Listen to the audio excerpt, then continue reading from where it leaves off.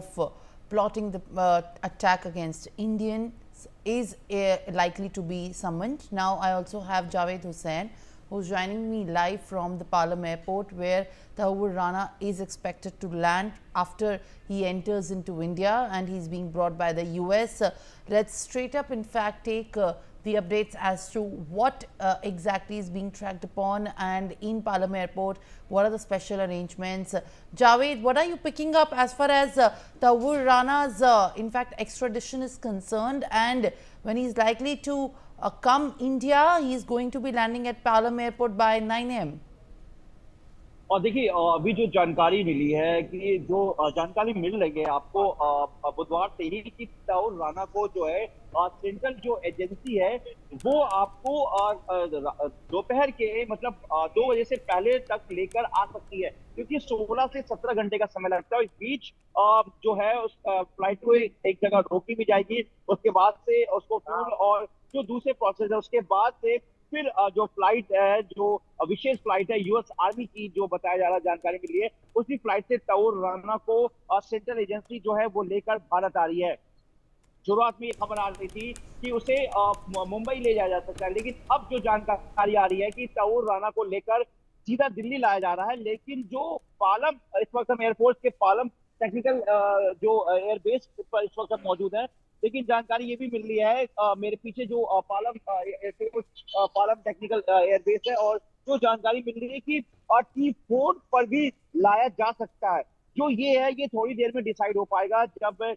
जो बेहद भारत में जब दाखिल होगी यूएस आर्मी की वो जो स्पेशल फ्लाइट है, उसके बाद शायद स्ट्रेटेजिकल हो सकता है कि पालम से T4 शिफ्ट किया जा सकता है कि T4 में भी लैंडिंग हो सकती है। लेकिन फिलहाल अभी जो है जो पूरी जो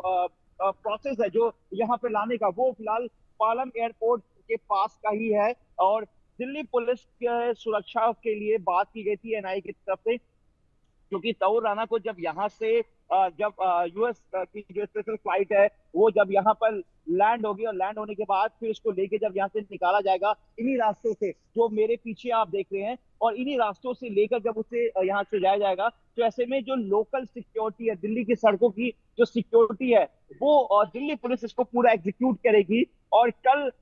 जो सोर्सेस के हवाले से खबर है कि दिल्ली पुलिस के टॉप ऑफिसर जो हैं वो कल एनआईए हेडक्वार्टर भी गए थे, वहां पर उनकी मीटिंग हुई है। ये मीटिंग एयरपोर्ट से पालम एयरबेस की बात करें या फिर T4 की फिलहाल बात करें, तो वहां से ताउर राणा को लेकर एनआईए के हेडक्वार्टर तक पहुंचने का जो सारा सिक्योरिटी का एग्जीक्यूशन है वो किया गया। और तमाम सिक्योरिटी के पॉइंट को पर चर्चा की गई कि कैसे ताउर राणा को लेकर यहाँ से निकला जाएगा, कैसे टाइमिंग रहेगी, क्या चीजें रहेंगी। सिक्योरिटी को लेकर भी स्वात कमांडो की टीम को बुलाया गया। इसके अलावा एक दिल्ली पुलिस की जो वैन होती है, आमतौर पर जेल वैन कहते हैं, उस जेल वैन को भी जो है के लिए कहा गया है, और वो उसका टाइमिंग पहले सुबह 4 बजे का दिया गया था, लेकिन अब जो टाइमिंग है वो करीब 7 बजे का टाइमिंग दिया गया है। जो पूरी तैयारी है दिल्ली पुलिस की तरफ से बात करें या एजेंसी की तरफ से बात करें, तो वो पूरी तैयारी कर ली गई है। ये गुरुवार की जो सुबह है आज,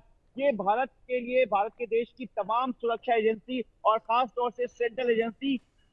एनआईए, जो साल 2009 के बाद से 26/11 के आतंकी हमले के पूरे मामले की जो जांच कर रही थी, उनकी कहीं ना कहीं जीत हुई है। क्योंकि साल 2025 यानी कि इसी साल जनवरी में ही जिस तरीके से डोनाल्ड ट्रंप दोबारा एक बार फिर से अमेरिका के राष्ट्रपति बनने के बाद उन्होंने ये कहा था अपने एक स्टेटमेंट में कि जो 26/11 का जो आतंकी हमला है, ये जो पूरा मामला है, इसकी जो कानूनी प्रक्रिया है वो भारत का मामला है, तो इसलिए वो भारत में ही चलना चाहिए। तो कहीं ना कहीं उस वक्त ये साफ हो गया था कि जिस तरीके से भारत सरकार और भारतीय जांच एजेंसी लगातार कई सालों से ये मेहनत कर रही है कि ताउर राणा, जो कि 26/11 का मुख्य साजिशकर्ताओं में से एक है, उसे भारत लाया जाए, जिससे कि कई ऐसी नेटवर्क है, इंटरनेशनल नेटवर्क की बात करें या फिर देश के उन नेटवर्क की बात करें जो अभी भी जांच एजेंसी की नजर से कहीं ना कहीं बची हुई है। एक पूरा नेक्सस कि 26/11 को दहलाने के लिए किस तरीके से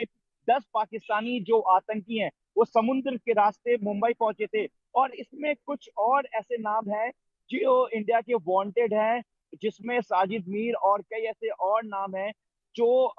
जिन्होंने इन 10 आतंकियों को पूरी तरीके से ट्रेनिंग दी थी और लॉजिस्टिक सपोर्ट किया था। उसके बाद ये 10 आतंकी, जिसमें से एक इकलौता अजमल कसाब बचा था, जिसे बाद में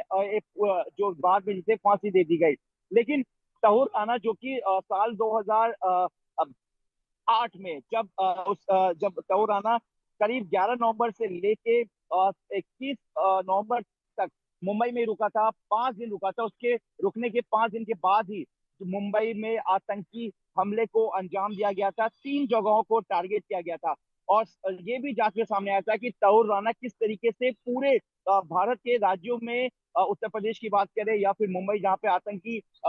हमले को यानी कि टेरर मॉड्यूल को अंजाम दिया गया था, वहां पर किस तरीके से उसने पूरी तरीके से रैकी की थी और जो डेविड कोलमैन हेडली है उसको किस तरीके से एक पूरा बेस बनाकर भारत भेजा गया था। और साल 2007 और 8 के बीच में डेविड हेडली जो है वो 5 बार करीब भारत आया था। लेकिन इस सब के पीछे का मकसद सिर्फ वो टारगेट था जो आतंकी हमले को अंजाम देना था। भारतीय एजेंसी एनआईए साल 2009 में तहूर राना, डेविड हेडली, इसके अलावा हाफिज सईद जो कि लश्कर ए तौयबा का चीफ है, इसके अलावा लश्कर ए तौयबा के कमांडर, और इसके बाद इंडिया के जो वो 5 आतंकी हैं जो इस वक्त पाकिस्तान बेस्ड हैं, जिसमें साजिद मीर और कई बड़े नाम हैं, उनके To खिलाफ kindly stay on with us as we are also tracking more updates in the latest as far as his extradition and arriving to India by the NIA is concerned. According to the sources, Rana is being now implaned on the plane which is going to reach India by 9 a.m. is what we are learning, which is shortly from now.